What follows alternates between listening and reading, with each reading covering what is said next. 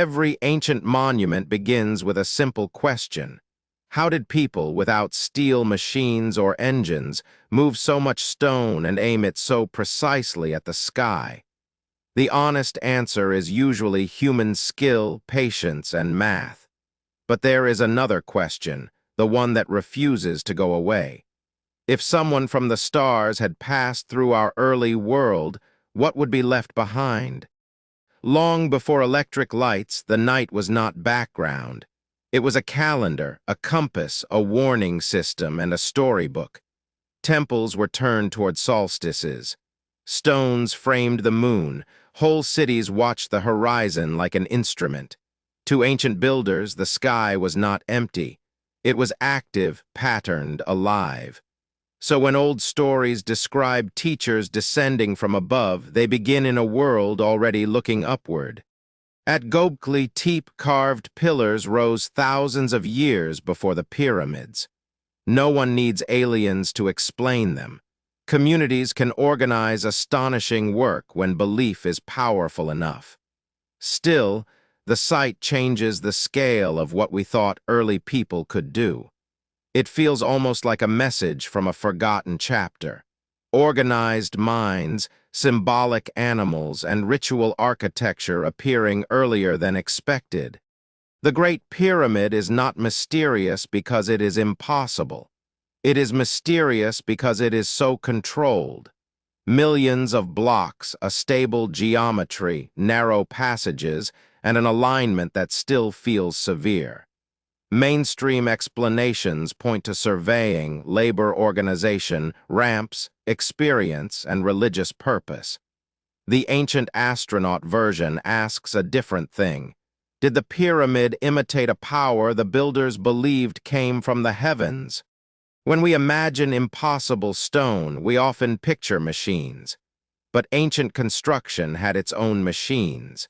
Sledges, rollers, ropes, levers, wet sand, ramps, barges, and the one resource modern viewers underestimate most: time. A civilization can spend generations solving one problem. The speculative twist is not that humans could not build. It is that maybe they were building toward a memory of contact. Some chambers seem designed for more than storage or ceremony. Stone carries sound. Corridors focus darkness. Small shafts turn sunlight into a blade. Stand inside a monument, and the building feels less like a pile of blocks than a device for experience. That does not make it alien technology, but it does explain why people can look at old architecture and feel that it was meant to connect earth and sky. In the Andes, walls fit together with shapes that seem almost liquid. Sacsayhuaman is not a clean grid of bricks. It is a puzzle of massive stones, each one cut around the next. The official story is craft, testing, transport, and astonishing patience. The stranger story asks whether knowledge can arrive suddenly like a spark, then be absorbed into local tradition until no one remembers where it began. At Pumapunku, the temptation is to say, this looks machined. Straight channels, repeated forms, stone pieces that seem designed for assembly. Archaeologists point to known tools, abrasion, planning, and human experimentation. The tension is the useful part. When a site looks too precise, it forces us to choose between underestimating our ancestors and imagining visitors who gave them a shortcut. From the ground, the Nazca lines are nearly invisible. From above, animals and long paths appear across the desert. The usual explanations involve ritual walking routes, water, astronomy, and community identity. But aerial scale makes the imagination lift off. If a culture made symbols best seen from the sky, was the audience divine, human, or something they believed could look down? Ancient art is full of wings, discs, radiant crowns, ladders, chariots, serpents, boats, and beings arriving in light. Most of those symbols have local meanings. A wing is not automatically a spaceship. A halo is not automatically a helmet. But symbols travel because they carry pressure. Across cultures, the heavens become a place where knowledge comes from. The sky is where authority descends. The strongest ancient signal may not be one object. It may be the pattern. Monuments, calendars, star myths, sacred mountains, and rulers who claim a link to the sky. Every civilization made its own language for that link. In some places it was a sun god. In others, a celestial river. In others, ancestors among stars. The alien theory is one modern translation of a very old human grammar. Here is the central problem. Advanced knowledge does not always mean advanced machinery. You can predict seasons by watching shadows for decades. You can align buildings by repeating simple measurements carefully. You can move great weight by dividing the work across thousands of people. Our age mistakes speed for intelligence. Ancient people had less speed, but they had observation, ritual, memory, and time. So where could visitors fit? Not as cartoon engineers secretly building everything. That version makes our ancestors smaller. A better speculative version is rarer and quieter. A sighting, a landing, a trade of ideas, a story that becomes religion, a demonstration that becomes myth. Not aliens replacing human achievement, but contact becoming one thread in a much larger human tapestry. If a craft landed 5,000 years ago, what would survive? Not a blinking console.